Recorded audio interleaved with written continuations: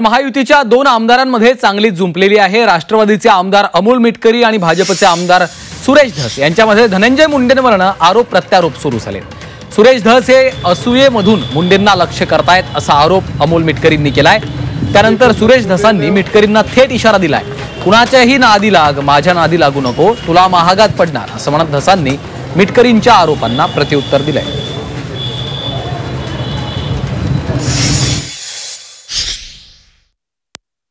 गेल्या काही दिवसांपासून सातत्याने महाराष्ट्राचे आमदार श्री धनंजय मुंडे साहेबांना टार्गेट करण्याचं काम पद्धतशीरपणे बीड जिल्ह्यातील काही राजकीय लोक करत असल्याचं दिसून येते।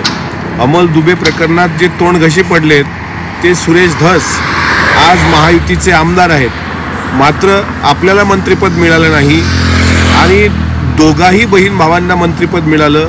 पंकजाताई आणि धनंजय मुंडे साहेब एकत्र आल्याचा पोटशूट त्याच्या पोटात उठताना दिसतोय।